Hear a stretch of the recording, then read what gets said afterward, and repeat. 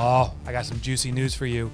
Profit First app version 2.0 is here. With an enhanced user experience and video guidance throughout, you can now be even more confident in your Profit First implementation. Plus, listeners who work with a certified Profit First professional get extra benefits. Check it out now at www.profitfirstapp.com.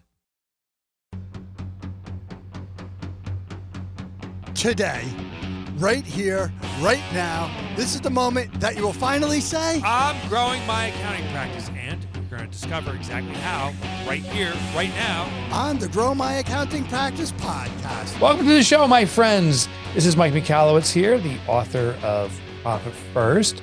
I'm joined in studio with... Hey, I'm Liz Spohr, and I'm a guide here at Profit First Professions. More than a guide, a leader of our designer days. We're going to talk about that in a minute. You, my friends, are listening to GMAP, Grow My Accounting Practice. This is a show where we walk you step by step through exactly that. So if you're an accountant, you're a bookkeeper, you're a coach, you're in the right place.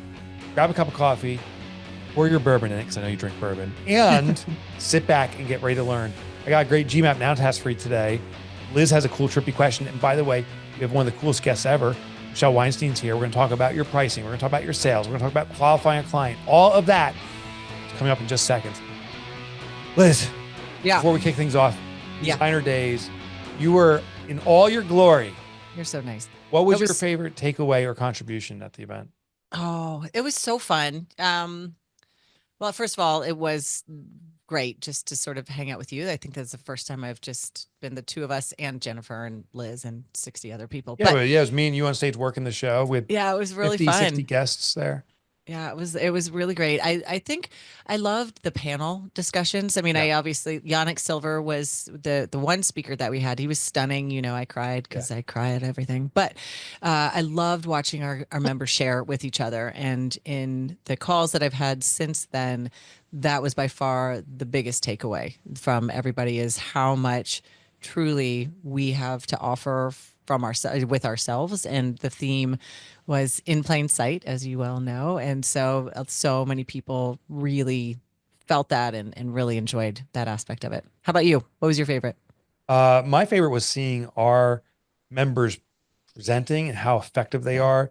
Venus Michaels, just the way she carries her voice, the pitches and tonalities. That was a performance more than a presentation. I thought Steve Bosquet, Michelle Scribner crushed it with this great content. But I've never seen a duo work so well. Like it just naturally flowed back and forth. And they only spent like 2 or 3 hours together before that. So that's what shocked me. I called Steve and Michelle afterwards and I was talking with both of them over Zoom. I said, wow, you must have spent a lot of time prepping for that. I really appreciate it because the dynamic was perfect. And they're like, well, time is all relative. Yeah. 3 hours. It was a great event. And even today I had some calls with some members who said that may have been our best event we've ever had. Nice. And both of them, I was talking with Mashika, Stacy Sigwin, both of them said, yes, it's hiding in plain sight. It's changed their perspective of opportunity. It was pretty cool. I made thank you cards that I'll be sending out to everybody through Canva, my favorite tool of all time. And I made this design, the 3 different designs that are very, very busy. And then I made in the middle a quote about truth is hiding in plain sight, which means it's not actually hiding, that I'm going to send to them. So it's sort of, I showed it to Jess because you can't see the words. I was like, that's sort of the point until you see it. And then you can't unsee it. Right? So it's so cute. So I want to spread, help them remember. You're continuing the theme on. Oh, I love it. So good. Hiding in plain sight is one of our own contributors. Michelle Weinstein's going to be joining us today. She's been at our events. She has powerful techniques and strategies that sometimes just smack you in the face because they've always been in front of you, but you haven't been grasping them. Yeah. So let's kick into it. Michelle Weinstein trains accountants to confidently sell high value services, overcome objections, and build a practice full of clients who happily pay what they're worth. As the founder of The Abundant Accountant and host of its podcast, she teaches proven strategies that help CPAs add tens of thousands, if not 50s of thousands more in monthly revenue by making sales part of their business. Michelle, with no further ado, welcome to our show. Thank you so much. Yeah, you heard that one, right? You heard that? Yeah. Oh so my. Thank you so much for having me. And I just I love helping everyone in this industry, and the bookkeepers, the accountants, the profit first professionals, just making sure that they're paid as well as a doctor gets paid, because I do believe that they all do surgery. We do financial surgery, tax surgery, remove those tumors from people's businesses and personal lives, and making sure that your bank account aligns with that, so you're getting paid what you're worth and for your value, and that you feel that you're doing really well and great for your clients, but you're also personally financially growing. I love it. And I forgot to mention, the Abundant Accountant is sponsoring this episode, and you are one of our vendor partners, and so you are definitely in love with this audience. You really love spending time with accounting and bookkeeping firm owners. So thank you for all that you're doing for our members and sharing your wisdom and your knowledge. Appreciate you. Yeah, no, I absolutely love it. I mean, yesterday on one of my coaching calls on my 8-week sales mastery course, one of our clients, Raphael, came and he's like, Michelle, it worked. I'm like, what worked? He goes, if it wasn't for this class, I would have probably just charged $1,000, but they paid me $5,000 and I got paid up front, and I didn't have to chase them for the invoice or proposal, and I didn't get ghosted. And oh my gosh, I'm just so excited. I'm actually really excited to do the work. I'm like, great. I'm glad it worked. Now let's do it again. Yeah, exactly. And I think just having a simple step-by-step system that helps firm owners sell with confidence is really a game changer, because Michelle, I see this correlation times that the more we charge, as long as it's appropriate, we're not taking advantage of people, but the more we charge, it feels like the client is actually more engaged, like actually more 100%. Why? It makes no sense. Yeah. I know. Isn't it interesting? The more you charge, the more of a loyal client you're going to have, the more engaged they'll be, the more they will also follow directions and complete things that you need on time. They'll show up to appointments instead of just ghost you or no show. They'll actually take you more seriously. So the higher the investment, the higher the reciprocal requests that you have, you're going to receive. Because when we stand in our value, people see that value and they will track to you. It's like a magnet, right? It's not going to repel us. Where when we charge low fees, or you're not charging enough, or you're giving a discount, people actually see that, well, they're devaluing themselves. So you're repelling that, and it's energetic, right? And the clients who are excited to work with you are actually happy to pay premium fees because they want to be treated like a VIP. They want to be treated like a value. And so they feel that energy. I mean, I had another client actually yesterday. We were figuring out her pricing and what she should do. And I like to equate it to like an airplane. So most firm owners have an airplane that's probably more similar to Spirit Airlines, right, Mike? That's not a compliment. No, it's not, but it's the reality. Yeah. Low budget, cheap, not charging enough, giving discounts, doing free work, maybe doing work, saying I'm going to bill for it later. They forget to bill for it, so then that becomes free work. Or if there's any firm owner with AR, then they're also budget airline. And you're like, oh, well, maybe I can charge for the bag or the purse. I think they're charging for shoes now. I'm not even sure. And the seats are like half the size, the tray table's half the size. So I would say that's what many firm owners are operating at. And yesterday with my client, I said, well, do you want to continue to be a budget airline? She has 48 bookkeeping clients, has no money. She actually had she had to get financing to work with me, to pay me, to help her fix all of this. And I said, with 48 clients, don't you think you should be flying first class, having plenty of money in your bank, doing amazing work, hiring someone to support you to get this work done? But no, she's working 12, 14, 18-hour days because she's charging 100, 150 a month for bookkeeping, which, oh boy. Yeah. Oh, you see? Yeah. Oh boy. So, but I think this is many firm owners. So we talked about, well, if you look at Emirates or a plane with business class, first class, premium economy, and economy, how do we get more people in the other seats? What do we need to do? And so we went through this whole exercise, and then I had another one, like a private jet. And I'm not sure if you've ever seen like K9 jets, but I have a dog and her name's Mila. And I was like, well, if I ever bring her with me, we're going to go on that airline because it's I a have private heard of it. jet. Yeah. Yeah, you can bring your dog and they have direct flights like New York to London and LA to New York. So they do like longer flights, but way more comfortable than going on a regular airline with an animal. Mm-hmm. And she goes, yeah, I'm thinking actually I need to be more like the private jet. I said, yeah. Even if you didn't she said there's a bunch of clients she didn't even want. And I said, okay, well think about how do you want to occupy the seats on your airplane? Mm. Which clients do we need to let go of because our economy class seats, we're remodeling. We are reconfiguring our plane. We're getting rid of those seats. We're going to put in some premium economy, but most of my airplane is going to be business class and first class. So what are we doing here? And it could be for like a bookkeeper that wants to offer profit first, or maybe they want to do advisory services, CFO advisory, whatever. But think about what is the outcome that we're delivering. When I just flew Mint the other day from JFK to San Diego. Lay down beds. You get whatever you want. You can order off the regular menu. You can order off the menu in the regular cabin. You can have. I wanted like the #1 box because it has a lot of gluten-free snacks that I love. They're like, well, how many do you want? There's no like nickel and diming. Everything's just included. So if we But think you about, pay for that. well, you pay for that, Right. but you pay a premium. Yeah, right? exactly. So you're paying for it, but there's no like nickel and diming, and the flight attendants will go bend over backwards to get you whatever you need. Yeah, Well, when and we're then it's with our built into the clients, model. yeah, exactly. So let's get to some kind of brass tacks here on how our listeners can do the same. Yes, They have a history of undercharging. So correct. how do you change the mental mindset? How do you build the courage?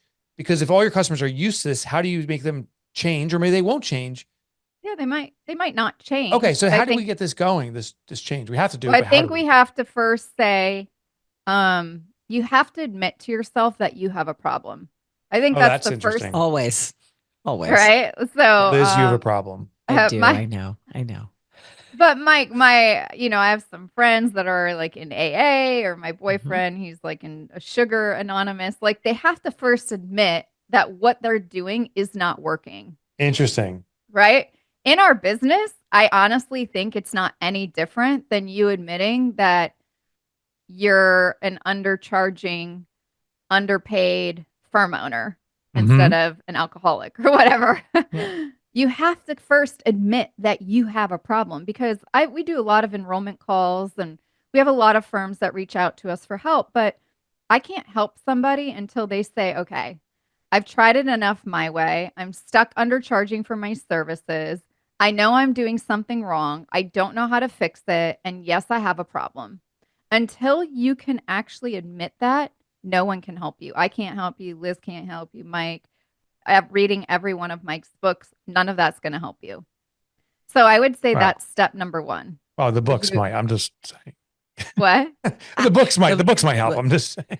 The books might help realize, actually. Yeah, help realize actually, it.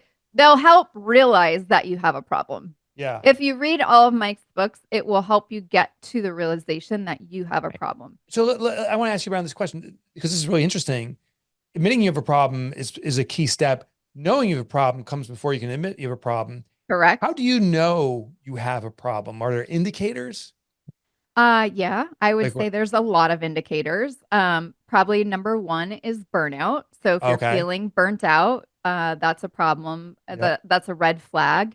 If you look at your bank account and then you go, how come I feel always broke? And why do I feel like I live paycheck to paycheck? And when I could probably get more money being in a job, that's also a problem. When you are angry or stressed or have anxiety, I would say that's one of the biggest indicators that I have seen from many of my clients. If you find yourself gaining weight, that is an indicator. Interesting. If you see yourself seeing the doctor more often, most of the time, a lot of my clients have had health issues because of this, because of the stress and the anxiety. Yeah, that's another big indicator. Is this all Do you want more? indicative of devaluing ourselves? Got it. Was that, Liz? She goes, "Do you want more?" And I was like, "No, we got it. No, we got it. We got it. Roll. Okay. I'm sweaty. I'm sweaty. We're good. Yeah. So We got it. we're clearly devaluing ourselves. Yes. Okay. So now we've identified we have a problem. We admit we have a problem. Yes. What's the path forward? Well, the path forward is then to either say, okay, I have a problem, and then reach out for help. So you Okay. can contact me, they can contact you. Like, yep, the Bundy accountant, where we teach firm owners how to actually solve this problem Yeah. and get the energy and the expertise in an area. And here's the thing, Mike, too, with sales and a sales process, from a lot of the firm owners that I've gotten testimonials from, they didn't know that this was such an important element in their firm. They thought, oh, a tech stack. Oh, I need this software, or I need this CRM, or I need this thing, right? Tech stack. Or another big one that I've heard from many firm owners is, well, Michelle, I just thought I needed pricing menus. I thought I needed like a PowerPoint presentation. And it's like, right. and it's like, none of that's going to help you learn how to have relationship-based conversations and learn the art of enrollment. And and it's just nothing a firm owner's ever been taught, especially if you're going from corporate to entrepreneurship. You weren't taught how to enroll and have people pay you for the value that you provide. It just wasn't it's like you just don't know what you don't know. Walk me through that first pitch of the new pricing. I know I got to be at this new price. I have my first call. Yeah. I move to this relationship-based pricing. Is there specific strategies or tips you have around that? Oh gosh. That's like a whole nother, that's like a 8-week course I have, Mike. You got on to do how in 3 do minutes. I Just give got me your 3 best one. minutes. Okay. I would say the number one tip is that the art of enrollment and learning sales is a listening skill. It is not about talking about yourself. It's like, my boyfriend, he's the stand-up comedian. Imagine that your clients are a stand-up comedian or a performer. They have a mic, they're on stage, and you're just watching and you're listening. And you're being a sponge to somebody who hasn't had a lot of, they've never expressed their challenges and problems or anything like that. So I would say that from the hundreds of firm owners I've worked with, they had no idea that being a good listener was the number one thing to this whole process. Yeah. We talked about that last week, the non-financial skills that y'all need, that everyone needs to work on, and listening was number 2. I mean, it's really a big deal. So part of listening, the other subset within that, and any firm owner can practice this starting today. You can practice with your kids, you can practice with your significant other, you can practice with your clients, is when you listen, repeating back at least 3 of the most important words they said with your next thing that you're going to say. Awesome. So if a firm owner, or like Mike, if I said, what is the biggest challenge you're having, in your e-commerce business right now? We don't have enough new customers. Okay, got it. So because, Mike, you don't have enough new customers, what have you not been able to do in your business that you thought you should be able to do by this point? Buy the inventory we need to supply and stay on the cutting edge of new products. Okay. So it sounds like you're missing out on the cutting edge and being ahead of the game, where you're really behind the 8 ball. Yeah. I love what you're doing. Yeah. Okay. So juicy, Michelle. Yeah. So when I talk about listening's one thing, but what I've seen most firm owners, the default is they make an interpretation of what that means in Accountanese. Yeah.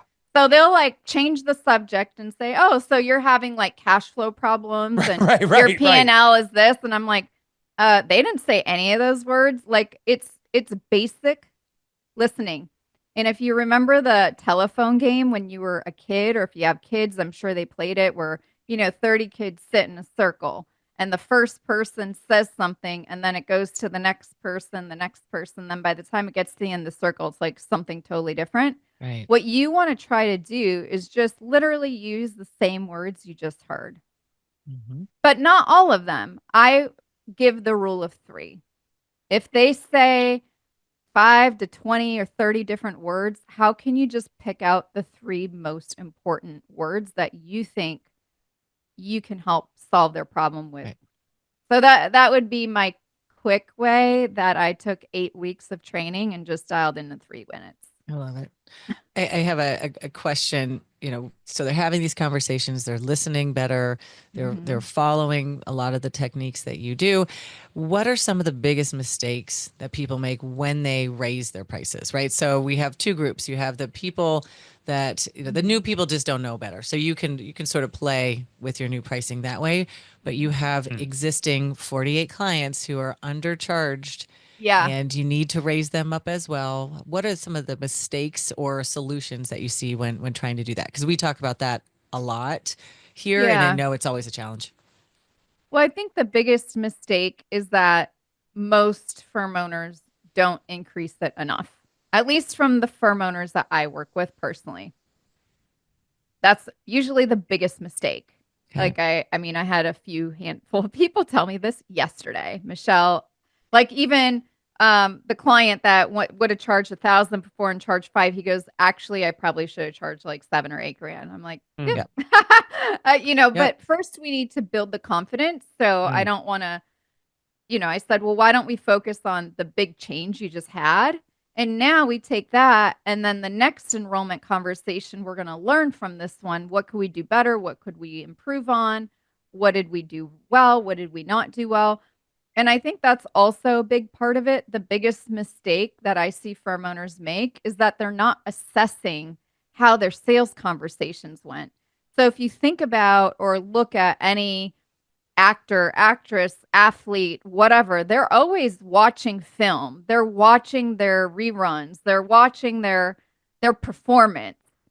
Well, how come as a business owner we're not listening to our own sales calls and listening to our performance?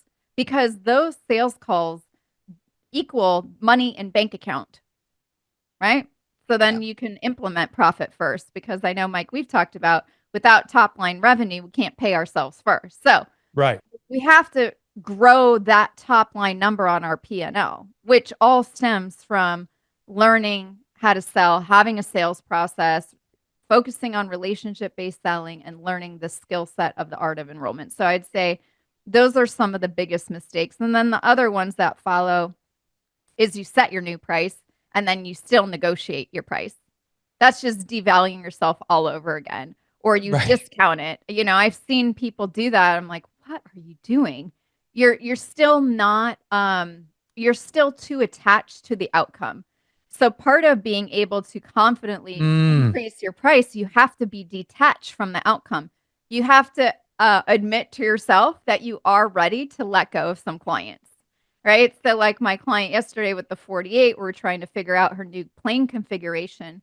I need to make sure that if we get rid of, let's say 30 economy seats, and she's only left with 18 left that are going to be at those kind of price ranges, that she's willing to lose part of those 30 if they do not increase into her new package or whatever we're going to end up doing. Yeah. She It's has not to even be not even losing 30 or whatever. It's freeing 30. So, correct. and the reason I'm using that difference is there is no loss. It sounds like it's a gain. Yeah, it's a total game. But at the end of the day, the number one fear of any firm owner who has a book of business with clients and they're going to increase the price, the number one fear is I am scared I'm going to lose clients. Yeah, or I'm going to lose too many. So I love you're So, saying reframe that. yes.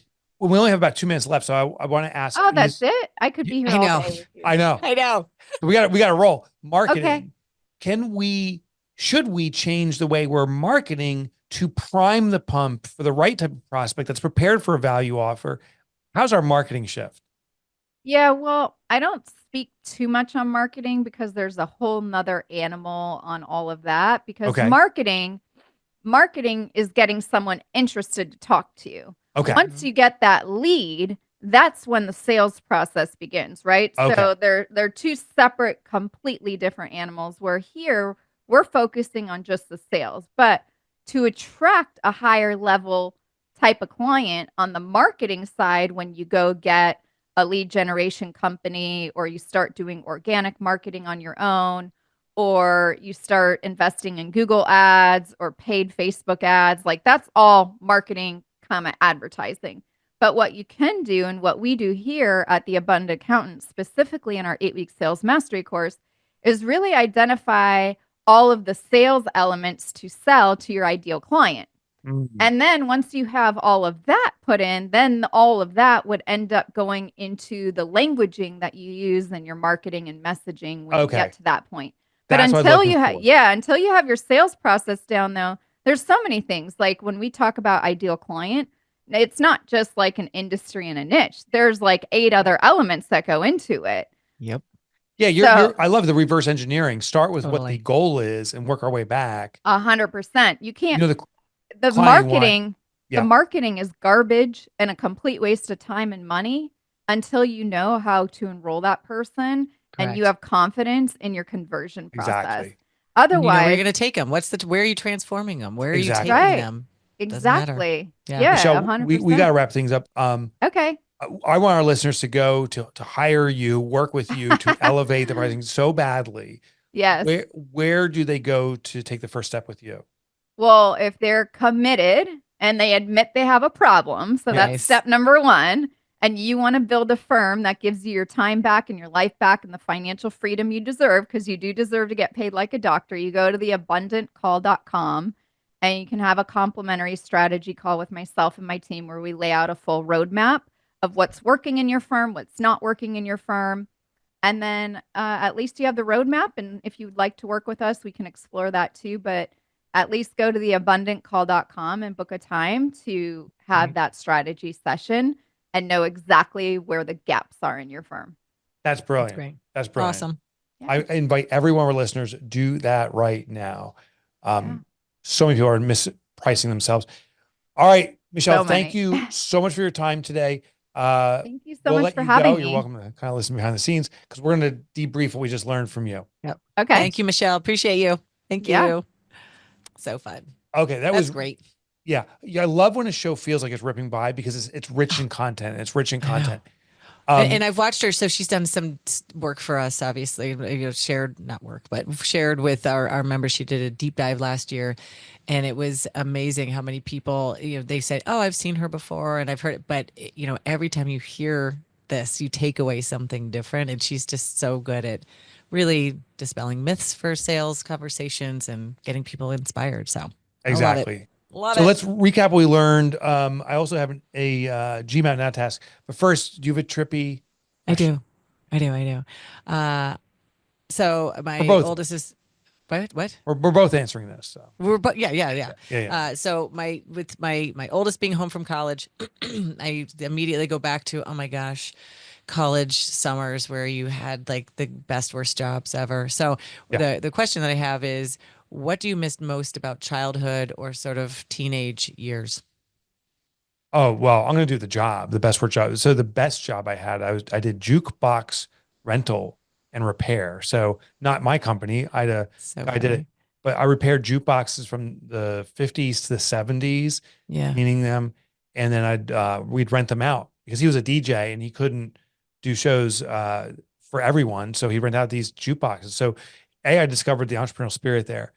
B, I acknowledged I will never, ever, ever get near a cigarette because you could smoke back in bars in the day. Yeah. My job was to clean the nicotine off of jukeboxes and it was disgusting. So that was the big takeaway. What was your job? Or well, I had a million jobs and I loved that, like the teenage jobs. Well, first of all, wait. We'll go back to the jukebox. I'll talk later. But I think my favorite one was I worked at a coffee shop.